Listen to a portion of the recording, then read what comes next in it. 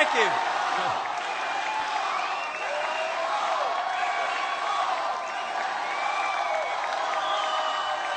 Thank you, thank you.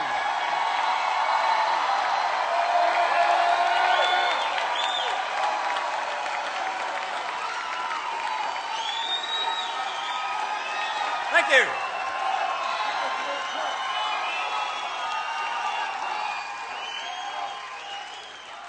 Sounds to me like the revolution is alive and well in Texas.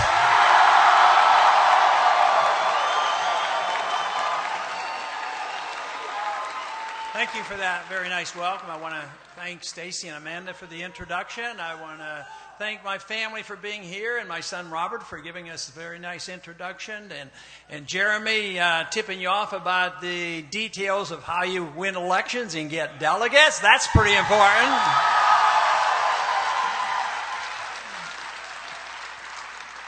But it looks to me like freedom is still very popular, and I'm glad of that. You know, I think one of the candidates, can't remember his name, but I think he dropped out of the race yesterday.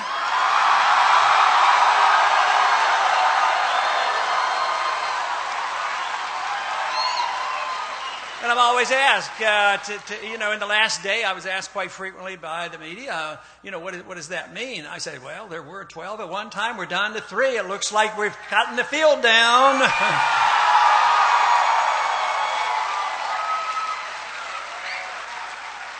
Well, then they follow up and they say, when you're going to quit? And I said, I thought we were just getting started.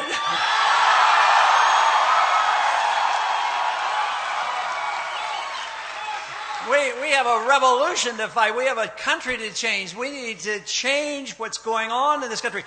We might as well wait, and we might as well get our balanced budget before we quit this kind of stuff.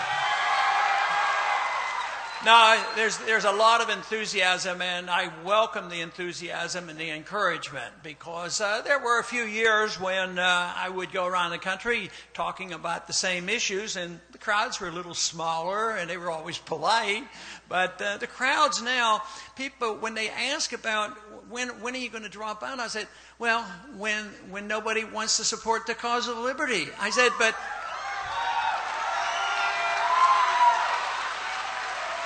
I said, in our case, we don't have a $4 million deficit in our campaign. Our numbers are growing.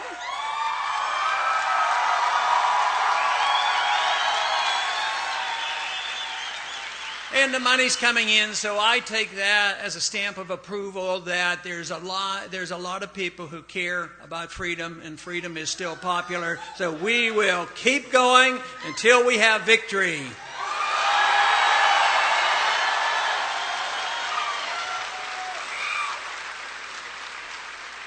But it is great to see the enthusiasm and so much support from the young people. You know, there was one time in the 1960s they used to talk about the young people. They would say that if you were 20 years old and you weren't a liberal, you didn't have a heart. But they also said that if you were 40 and you didn't, and if you weren't a conservative, you didn't have a brain. But I say, why can't you have both and believe in freedom and the Constitution?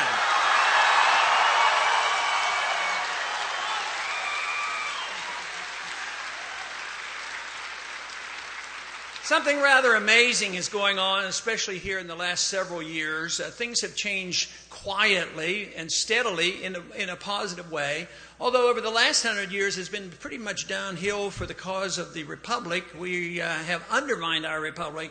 But in the last 4 years, something dramatic has happened. There was a campaign 4 years ago. There was a lot of people paying attention. There was a lot of interest. But all of a sudden, something happened. Many of the things that we had been talking about and warning about, especially the Austrian economists, talking about, the danger of printing money and running up debts and doing all these things, and what would happen, we'd have a financial crisis and watch out for the housing bubble. When that came about, all of a sudden the people started saying, that's what these Austrian free market economists have been talking about. Let's talk more to them. And this is what's happening. The people are paying attention. Who would have ever dreamed that 5 or 10 years ago that we would ever make the Federal Reserve an issue in a presidential campaign?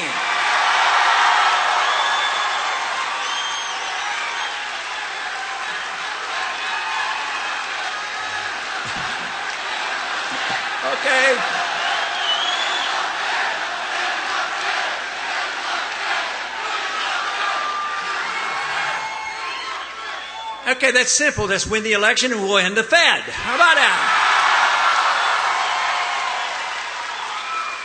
Actually, next year would be an appropriate year. The Fed's been around for nearly 100 years, 1913, and they've destroyed 98% of the value of the 1913 dollar. So let's not let them do the 2% left. Let's have a bill to repeal the Federal Reserve Act as a celebration.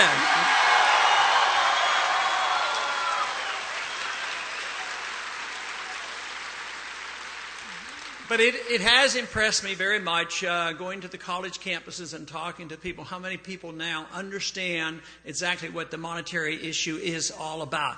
And they understand by looking at a little bit of history and why the founders warned us about the money issue and why they put into the Constitution that the government, the Congress could not print money. They could only use gold and silver as legal tender. And that's what we should do, only gold and silver.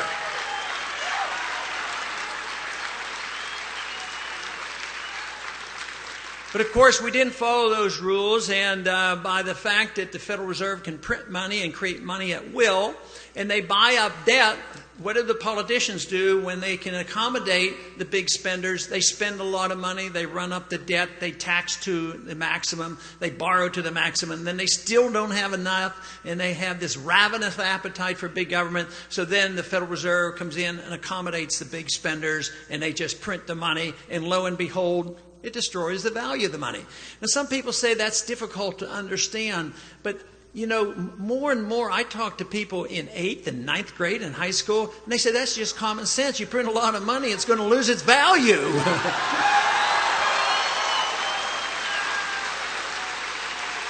But it's also the mischief that occurs. Government spending money is one issue, but there's two problems. One, they take the money from us. They may take it directly through taxation. They may put the burden on a later generation by borrowing, but they might just print the money. So it's always a burden by taking it out of the economy, and it undermines our productivity in the economy and to be able to produce wealth.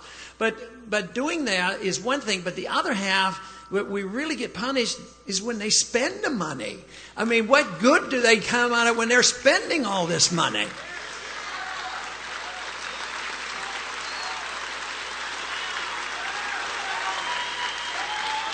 They might feel compelled to go start a war that we don't need and get us into trouble that we don't need.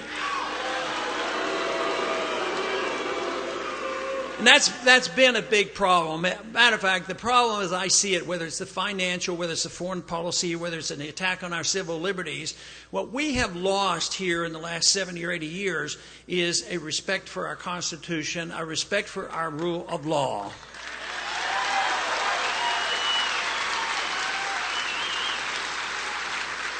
So if we got into trouble by allowing our representatives and our presidents to ignore the Constitution and we get into trouble, why wouldn't the solution be only sending people to Washington who read the Constitution, understand this, and lives up to their oath of office?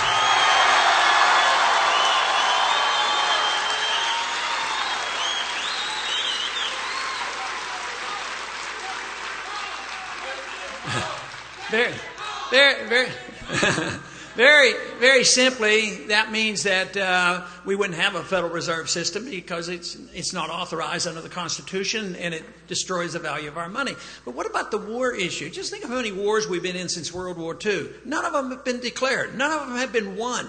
How many trillions of dollars of wealth has been consumed? How long do we stay in a country and not wake up and say, enough is enough? Well, right now, the American people have awakened, and not only are they looking at the Federal Reserve, but they're saying, we've been in Afghanistan long enough and it's time to come home.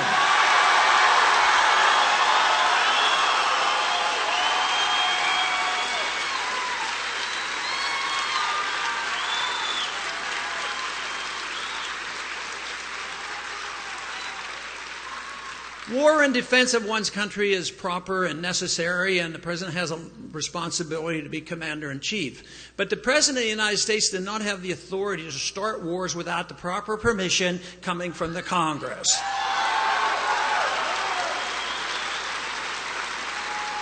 And even today, we have a president. He sent his Secretary of Defense over to the Hill, and Secretary Panetta explained that we don't have to do that. We don't have to get permission from the Congress.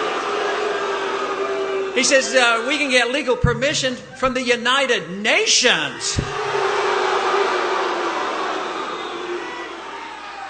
And of course, this is how we've gotten ourselves into way too much trouble. But great nations generally are not destroyed by military means. Fortunately, we did not have to have a nuclear exchange with the Soviet Union. I was drafted in 1962. There were missiles in Cuba. And I served five years in the military. But, even under those circumstances of how dangerous it was, at least our president at that time called up Khrushchev and said, maybe we ought to talk this out. And there was an agreement. They take their missiles out of Cuba, and we took our missiles out of Turkey, and we didn't have to fight and kill each other and have a nuclear war.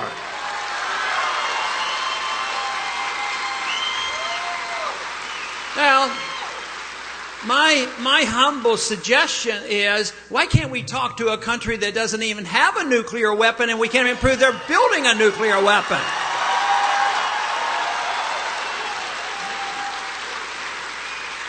This is what the founders advised. In order to get along in the world, you should offer friendship and trade. The more you trade with a country, the less likely it will be that we will fight them. And this is what we should be doing. Just think how much better off we're doing with Vietnam. How many people did we lose? 60,000, and hundreds of thousands, if not 1 million Vietnamese died. The French were there for 10 years. All that effort to tell the Vietnamese what they should do with their government out of fear that they might the whole country go communist. Well, what happened? We lost the war. We left. They didn't go communist. They're trading partners. They're ours. They've been westernized. We invest over there. They invest over here. Just think of what was achieved in peace. It couldn't be achieved with war.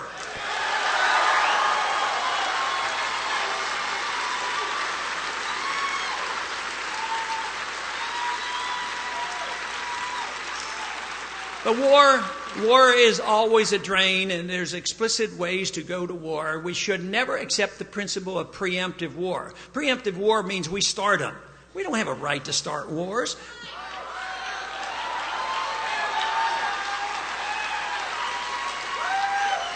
We have an obligation to make our country safe and secure and have a national defense, but you don't do that by using war as the weapon. We have been taught for too long in our colleges, and the status quo, the conventional wisdom is that war can get you out of a depression or a bad recession. That is exactly right. It isn't right. It's wrong. Even if it did do that, it never justifies that type of killing, but it doesn't work. Wars are always an economic cost to a society.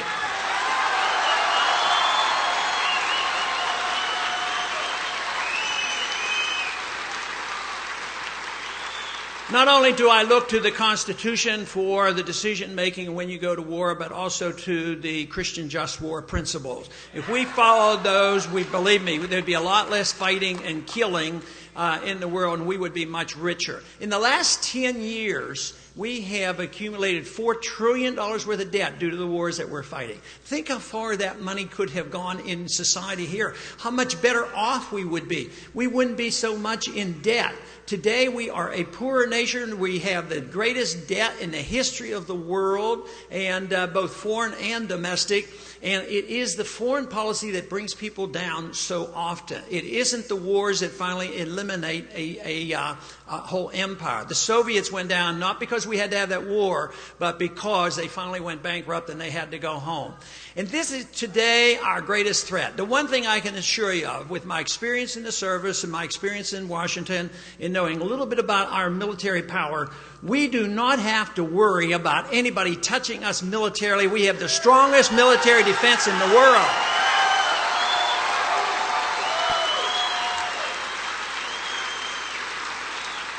But I wished I could assure you with that much confidence about we have nothing to worry about. Because when we take an oath in the office, we take an oath to defend against all enemies, foreign and domestic. Well, I'm more worried right now about the domestic problems we have and the lack of following the Constitution.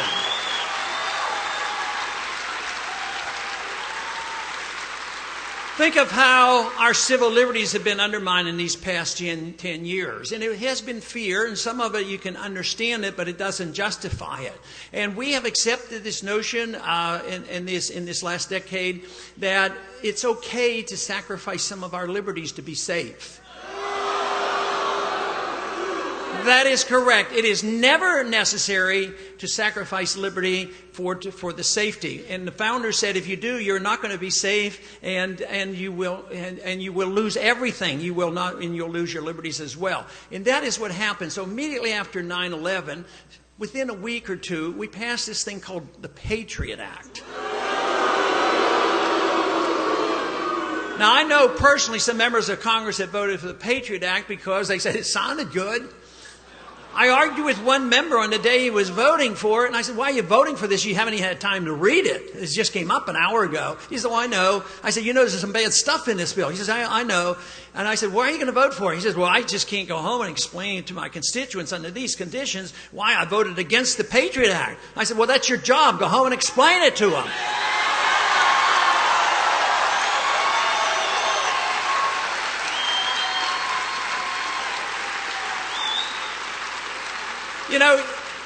I'll bet you if the Patriot Act had been called Repeal the Fourth Amendment Act, maybe a lot less people would have voted for it. So next year we'll also put on the list the repeal of the Patriot Act and get your liberties back again. But we'll call that bill Restore the Fourth Amendment Act, and maybe more people will vote for it under those conditions. But our liberties are being systematically undermined. With the Patriot Act, we've essentially lost our privacy, and it has been eroding for a long time, but it is essentially gone. It also gives the authority to this agency of government, which I hope is not a friend of yours because it's not a friend of mine, and that's TSA at the airports on how they treat it. Actually, the purpose of the members of Congress and the President isn't to make us safe. The Second Amendment is supposed to make us safe.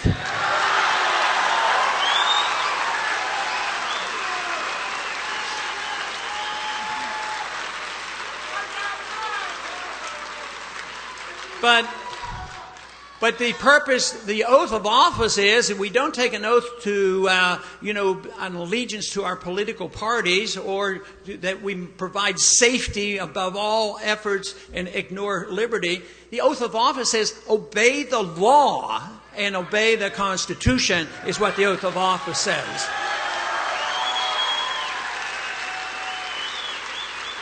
There's been a bit of an uproar just in the last couple of weeks, and justified to a large degree, about the President lecturing the Supreme Court and what they should do with Obamacare. And, of course, I think the easiest answer there is repeal the whole thing and start all over.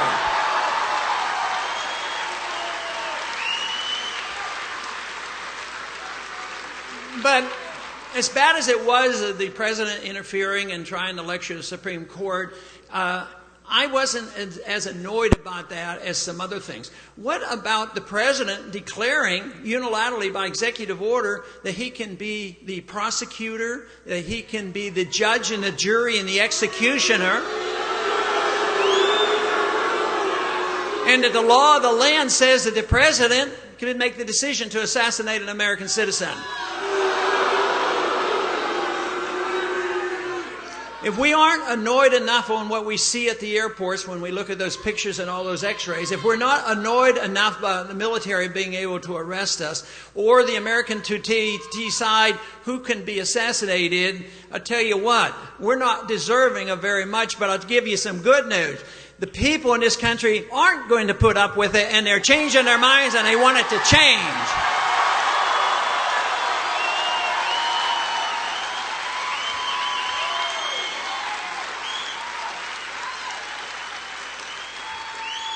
You know, whether I think about economic policy, monetary policy, or civil liberties, or a foreign policy, I think about the individual liberties and the importance of individuals. And I think that's what made America great. It was the individual. The Declaration of Independence is very clear about where our lives and our liberties come from. They come from our Creator, and they're not from our government.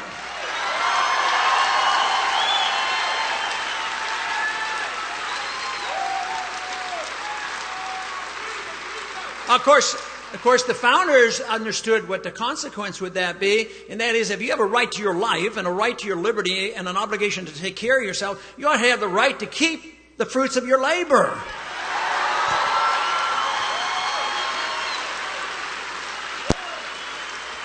Just remember, it wasn't the founders who gave us the income tax. That came in the progressive era in 1913 along with the Federal Reserve. So we'll add that to the list too. Repeal the 16th Amendment.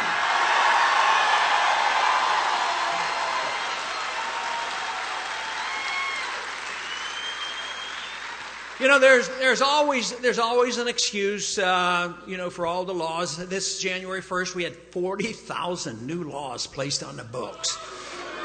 And once again, I would really enjoy being the first president that eliminated 40,000 laws at one time. That's what I would enjoy.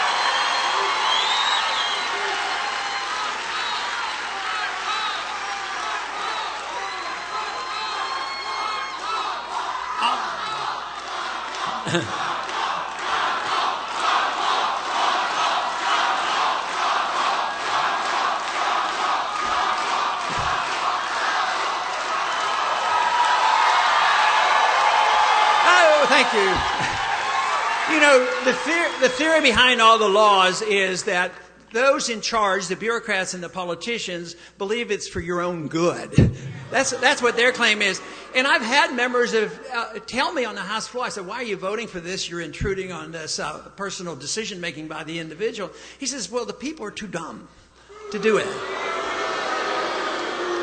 And they sincerely believe it, but they do come along and they do it for your own good. And when that happens, if governments can believe that they can improve personal behavior by regulating you, believe me, we're in big trouble. And that's where we are, and that's why we have so many laws and regulations. And the courts now are so out of control, as well as the executive branch. Think of all the regulations; they're not legal. The executive orders, almost all of those are illegal from the presidents. A couple of weeks ago, the president wrote an executive order. He took the Defense Production Act, which was written in 1950, and he renewed it, not to Congress. The president renewed it with an executive order. But he changed a few words. The emergency powers, which should never be granted if in case there's a war going on, the president can take over all of industry. But he changed the word. He changed the word. He says not only in time of war, but in time of peace, the president can do that as well.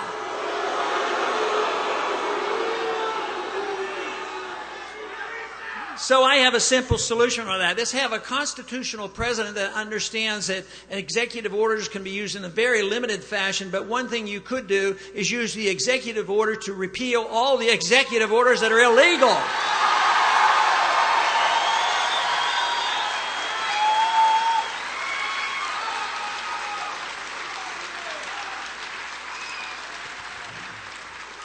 So often, those who oppose what we're talking about, what we do, will say, "Oh, you guys want to go back to the Dark Ages." And but you know what the Dark Ages is big government and tyranny and tyrants and dictators and pharaohs and kings. That is old-fashioned. That's going back to the Dark Ages. What's going to the future is looking to a free society and improve upon it.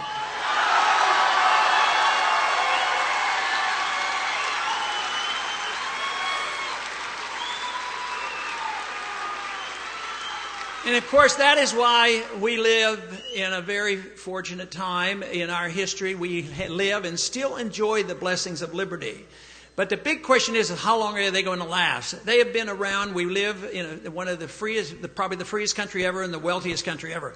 But in the last 75 to 80 years, there has been a steady erosion. And just recently, it was recognized that now we aren't producing enough, it's difficult borrowing, it's difficult just printing money, and therefore, for the first time in our history, our middle class is shrinking. And it's getting poorer, and the people know about it. And they talk about, the 99 and the 1. And that's a mixed bag, and you have to be careful about that, because in a way I talk about it, but we shouldn't be resentful of people in the 1% or 2% or 3%. If they made an honest living without the government, they should expand those numbers.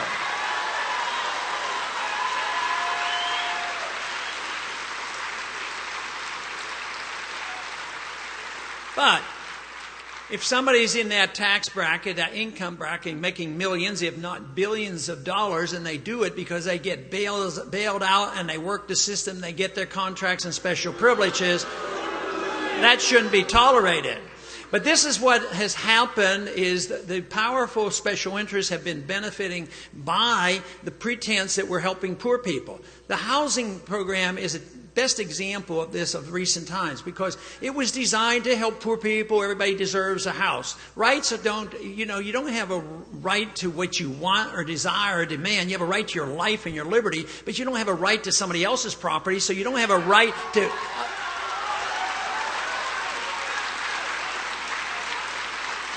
You don't have a right to a free house or free food or anything free, because nothing is free and the government can't provide it. They have to steal it from somebody.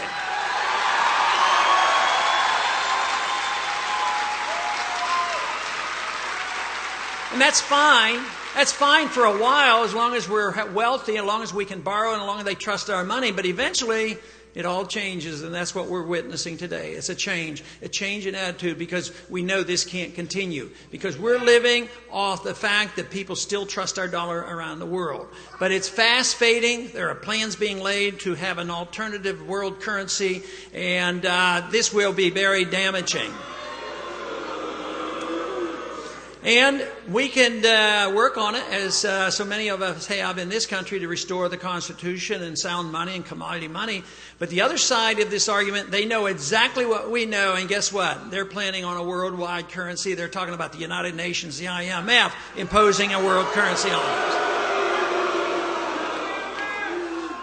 What we need is a restoration in the concept of liberty, the understanding and the faith and confidence that it does work. And that is, I think, where we have come up short. We have lost our confidence in ourselves, and we have allowed this idea that we can become dependent on government. But now the productivity is gone way down, and we are a much poorer nation. But the one thing that is really bothersome in another way about when we become dependent on government and redistribution of wealth and all the special interests, that if people become dependent and it seems like, well, they're needy and we save them and we take care of them, actually when they get totally dependent on others, they lose their sense of worth. And I think this is what happens so often, that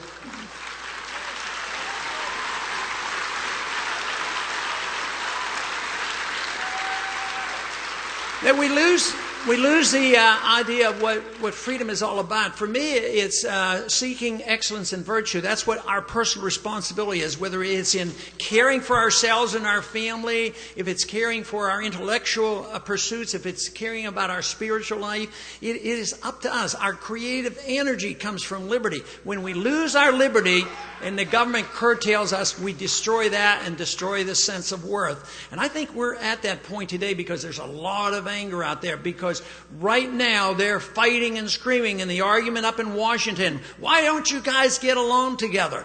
Well, they got along together. They always compromised. One side wanted to spend money on one thing, the other side wanted it on something else, and they compromised and spent it on both until we're broke. So it isn't compromise we need. We need a definition of what truth and rightness is. And then bring people together on these issues. That's what we need, coalitions.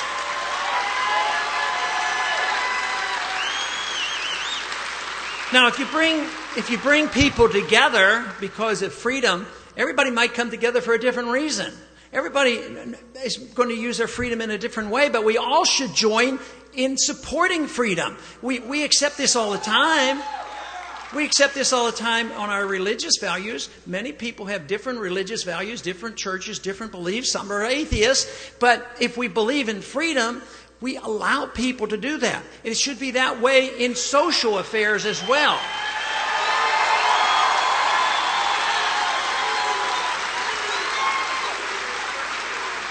So for so long, we have had this concept of freedom divided into pieces. The founders had it together right. Personal liberty and social liberty and economic liberty was all the one and the same. They never talked about it.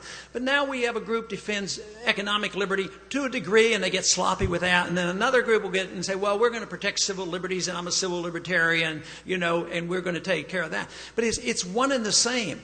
And when you see this come about, it is not going to be a Republican revolution. It's not going to be a Democratic revolution. It's going to be a revolution of all the people coming together and saying freedom is the issue.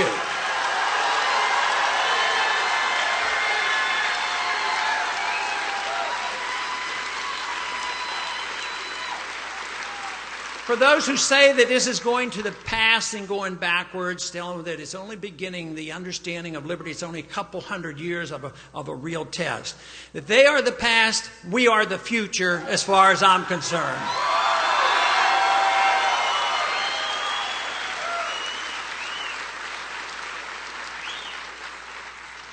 But good things are happening in the country, and one is that people like you are very numerous and growing in numbers. They're all over the country. Last week and continuing this week, we've been talking on the campuses and bringing people out, and we get usually these small crowds of 3,000, 4,000, up to 8,000 people.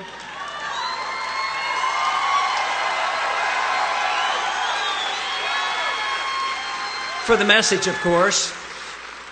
But one day when we had a very nice rally, I think it was one of the very big ones in California, I anxiously looked at the internet the next morning and the media, and the article, the headline was, "Where's Ron Paul gone? Where is he?" Well, sometimes they would like to ignore us, but I think they're going to hear from us loud and clear.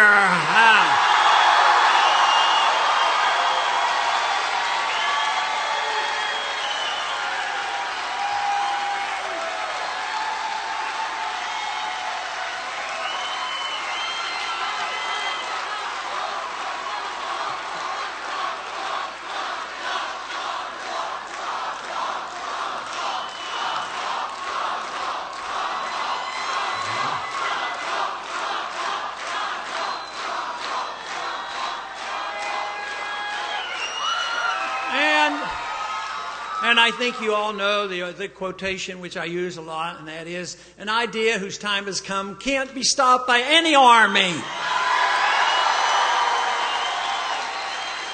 Ideas are powerful and they have consequences. Bad ideas have bad consequences. We put up with a lot of bad ideas, and the 20th century was a bad century because there was a lot of fighting and killing needlessly. We need a new century where we can talk more about peace and prosperity and the rule of law. That's what we need to be talking about.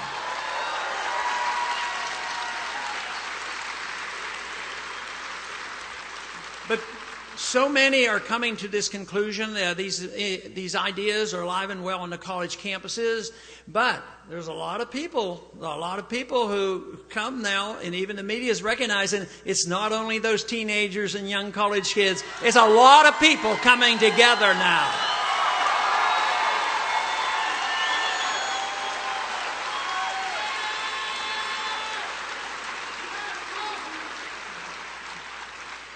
And a lot of people worry about it because if they take a vote and as they say, 51%, we don't have 51% to pursue these beliefs.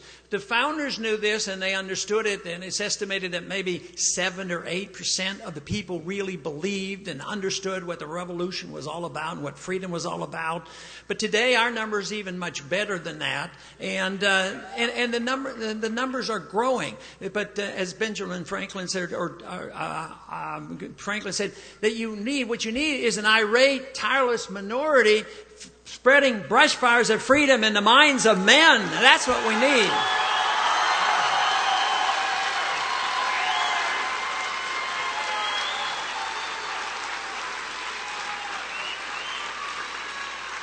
So the good ideas are becoming pervasive.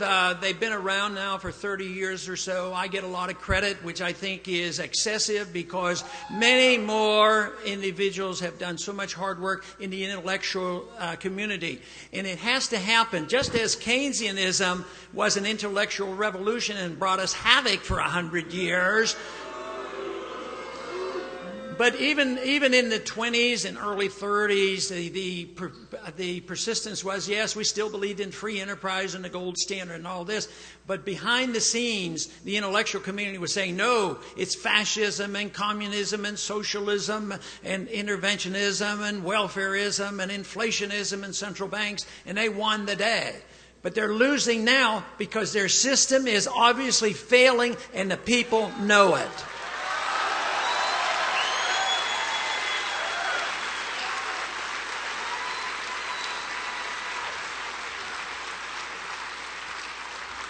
But we do need to change our policies. We need to change the spending. I'm for cutting a lot of spending, as I said. But you know, even under those conditions, I still have priorities. If we work our way out of it, we could have priorities and try to take care of those who have been taught to be so dependent. You don't need to start on food stamps. I think you should start on all the foreign spending and cut that first.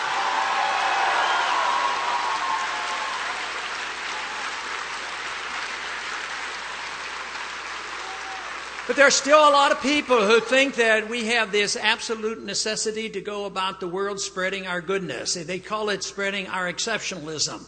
And this has been going on since Woodrow Wilson, you know, make the world safe for democracy.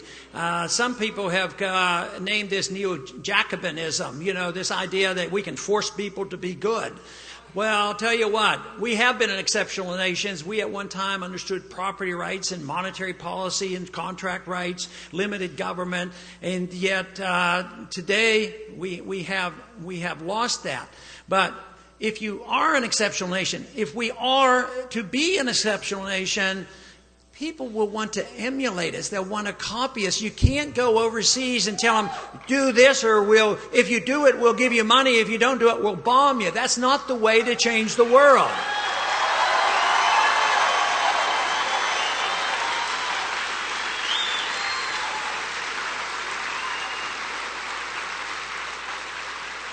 So often the argument is used against legalizing freedom of choice in society. When people hurt each other and damage each other, obviously that's the purpose of government, to take care of those problems. But when people spend their money in a way that you don't approve or have a lifestyle that you don't approve of, and you say the government has to come in and change it, then all of a sudden, you know, what we do is we just get into more and more trouble. And people will say, well, I can't allow people to spend their money. They might not do it wisely. I can't allow them to do this. They might become a gambler and it'll be all my fault because I allowed them to do this. But you know, by legalizing something and legalizing freedom of choice, you don't endorse it because people use their religion in a way you don't want to. You don't endorse their religion.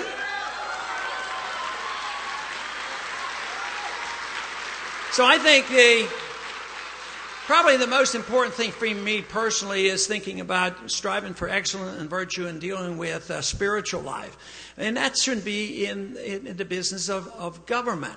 And under those conditions, though, government should just stay out of it. Now, if we can accept that for our spiritual life and our intellectual life, why is it that we automatically say we need the FDA to tell us everything we ever do about putting what we put into our own bodies?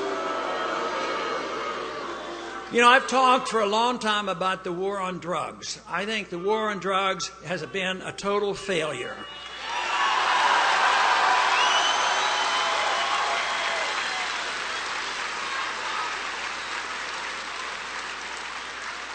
I think drugs are horrible. I think they're a mess, but I also know that drug addiction of prescription drugs is a lot worse than illegal drugs. And I also know that addiction shouldn't be a crime, and we shouldn't throw people in prison that didn't commit a violent crime and turn them into violent criminals.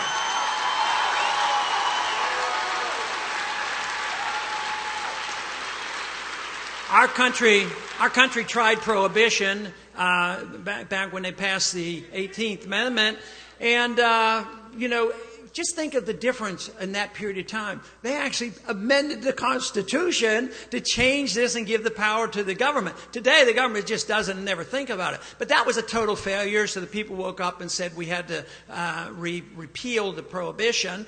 And today, though, I think we're making great progress. When you see Pat Robertson coming out and saying, "Hey, let's look at this more carefully," and he, like I, was very reserved about saying drugs are dangerous, but there's a lot of danger. Who's responsible for protecting you against yourself? When the government thinks they can do that, they'll regulate every single thing you do. They'll tell you how much salt you can put on your food and how much exercise you have to get. But not only doesn't it work, it costs a lot of money, but it's also one of the excuses for the violation of our civil liberties. And guess what? Guess who some of the organized efforts are against the change in the drug laws? Alcohol companies. They don't want people using something in place of alcohol. Also the drug companies. What if you started using something that you could grow in your backyard and you didn't buy all those expensive drugs?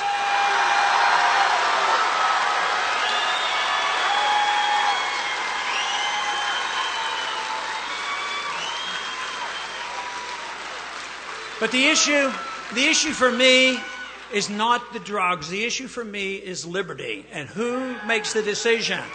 Because one thing leads to another. Today, if you decided you wanted to drink raw milk, you might be prohibited by the federal government for drinking raw milk. Now, just because there's such a poor understanding on the war on drugs, there was a product, a commercial product that we had for years. The founders grew it in their backyards and in their fields. And we used it during World War II. But because of the war on drugs, they prohibit this country from growing hemp.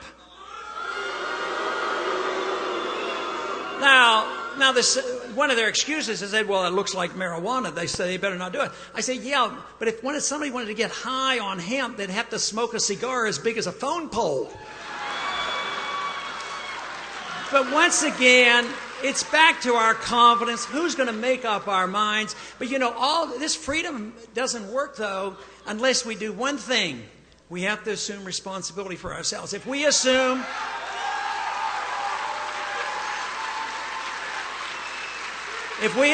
just like in economics, the government is always the lender of last resort and they bail out the big guys. If the government is always the protector of last resort, if you do something that makes no sense and you do harm to yourself, you shouldn't be able to come and coerce your neighbor to take care of you. So freedom does imply responsibility.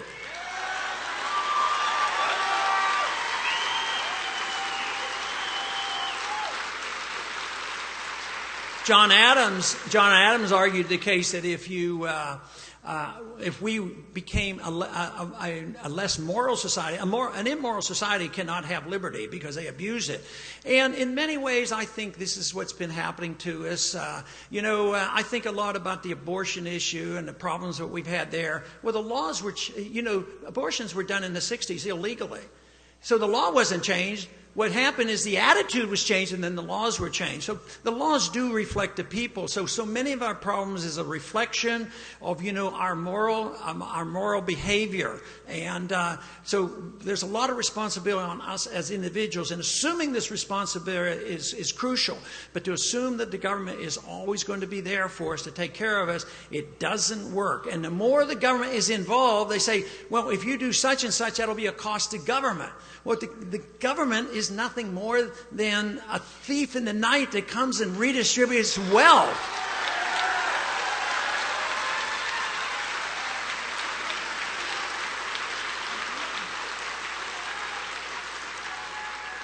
So I think the most important thing we do to carry on this revolution is to recognize that we live in dangerous time and recognize that there's a larger number than ever who now are joining in the freedom movement and believe in individual liberty, believe in the rule of law.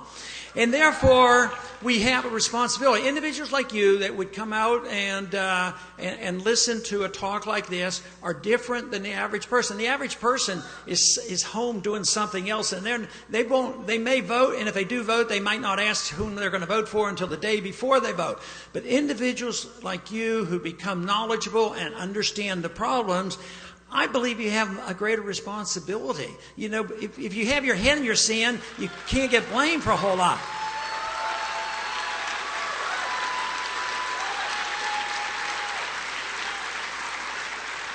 But I think the most important thing is to become knowledgeable, believe in it, and if you're prepared to understand what liberty is all about and you want to participate, people will ask me, what should I do? Where should I go?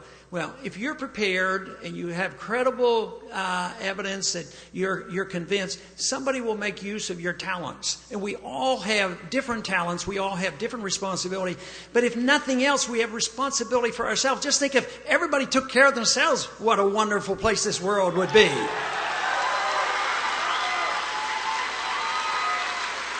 So we have responsibility. We have responsibility for ourselves and our families and our neighbors and local governments permissible under the Constitution. We have responsibilities that in our churches.